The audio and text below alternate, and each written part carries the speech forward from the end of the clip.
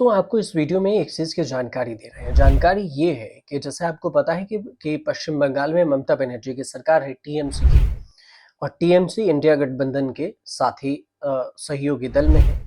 दूसरी तरफ दिल्ली में अब बीजेपी की सरकार है, और इससे पहले देखिए तो आम आदमी की सरकार। लेकिन दोनों सरकार में जिसकी भी सरकार रही पीछे और अभी, इसमें जो दिल्ली की सुरक्षा व्यवस्था है, जैसे पश्चिम बंगाल की सुरक्षा व्यवस्था राज्य सरकार की होती है क्योंकि वो यूनियन टेरिटरी नहीं है, लेकिन दिल्ली यूनियन टेरिटरी है, केंद्र शासित प्रदेश।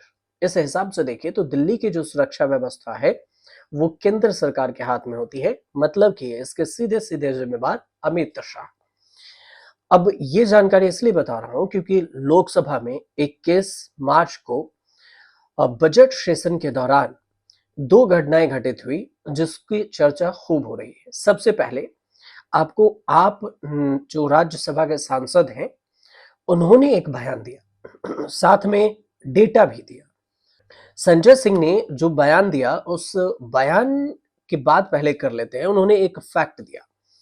संजय सिंह का जो फैक्ट है वो राज्यसभा में बोलते हैं कि आप अगर सुरक्षा व्यवस्था की बात करते हैं तो आप दो राज्यों की तुलना देख सकते हैं। जैसे पश्चिम बंगाल में ममता बनर्जी की सरकार है और राज्य का शासन है। जो डेटा सामने आया है उसमें से कोलकाता में 53 मर्डर के केस 2020 में दर्ज हुए, 45 केस मर्डर के 2021 में दर्ज हुए, 34 केस 2022 में। और यही कंपैरिजन करिए आप दिल्ली का, जिसकी सुरक्षा व्यवस्था और पुलिस जो है केंद्र शासित, केंद्र के हाथों में है, मतलब अमित शाह के हाथों में। और इस दिल्ली के जो कानून व्यवस्था है इसे समझिए कि कैसे है। दिल्ली में उन्होंने जो डेटा दिया है दिल्ली को लेकर कि 461 मर्डर केस जो है 2020 में दर्ज किए गए, जब 20 में आम आदमी की सरकार थी राज्य में, लेकिन सुरक्षा व्यवस्था है केंद्र के हाथ में। इसके अलावा 454 मर्डर के केस 2021 में और 501 मर्डर के जो केस हैं वो 2022 में दर्ज किए गए। अब अगर अमित शाह के हाथों में सुरक्षा व्यवस्था है तो दिल्ली में इतने क्राइम कैसे बढ़े? ये डेटा राज्यसभा में संजय सिंह ने दिया। तो पहले आप ये बयान सुनिए। वेस्ट बंगाल जिसकी कल बड़ी चर्चा हो रही थी, कोलकाता बहुत ध्यान से सुनिएगा आप लोग। कल से टीएमसी वालों को बार बार कह रहे थे हत्या हो रही, अपराध हो रही, बहुत ज्यादा अपराध वहां पे बढ़ गया।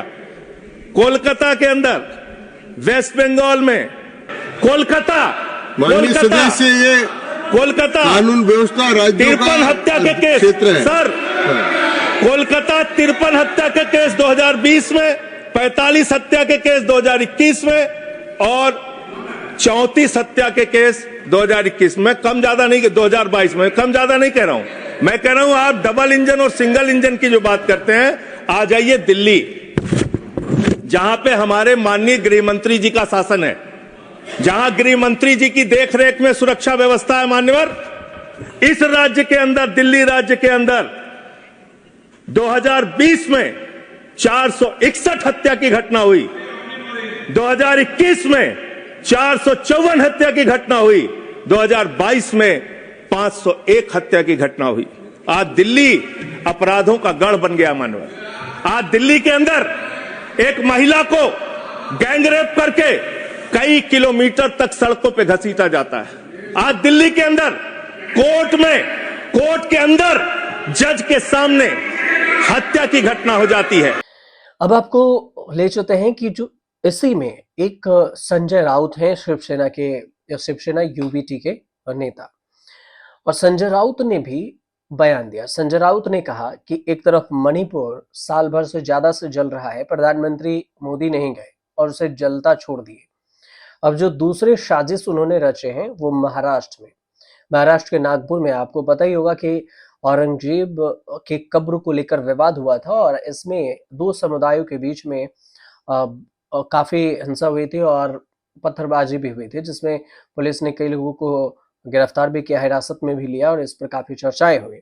इस पर शिवसेना के जो नेता हैं संजय राउत, उन्होंने बयान दिया कि कल तक मणिपुर जल रहा था और आज महाराष्ट्र जल रहा है, और 300 साल से नागपुर में कभी दंगा ही नहीं हुआ, और बावजूद इसके अब बीजेपी के जो सत्ता में आने के बाद महाराष्ट्र का हाल ये है कि महाराष्ट्र भी जल रहा है। ये जो उन्होंने बयान दिया और संजय सिंह ने बयान दिया। इन दोनों बयानों की चर्चा खूब इसलिए भी हो रही है कि दिल्ली में फिलहाल अभी बीजेपी की सरकार है, अगर पहले नहीं थी तो सुरक्षा व्यवस्था केंद्र के पास, महाराष्ट्र में बीजेपी की सरकार है और पहले भी बीजेपी गठबंधन की सरकार थी। दंगा की बात करें तो अब तक ऐसे केस जो थे दंगा के डायरेक्ट नहीं आए थे, लेकिन हिंसा जरूर हुई है और ये हिंसा सिर्फ औरंगजेब की कब्र को लेकर। अब ऐसा भी नहीं है कि कोई नया मुद्दा हो जिस वजह से यहाँ पर हिंसा या फिर झगड़ा की बात हुई हो। औरंगजेब का मामला सदियों पुराना है और ये अचानक से भड़का जिसे राज्य सरकार कंट्रोल नहीं कर पाई और इस वजह से इसकी चर्चा भी हो रही है। विपक्ष सत्ता पक्ष को निशाने पर ले रही है।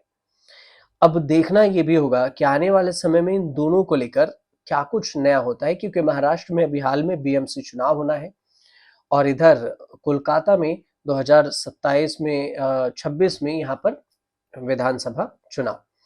तो फिर अब इसके चुनाव से पहले जो बयानबाजी है वो कहाँ पर जाकर रुकती है। फिलहाल आपको जानकारी अगर सही लगे तो हमारे चैनल से जुड़िए, सब्सक्राइब कीजिए, शेयर कीजिए और कमेंट जरूर कीजिए।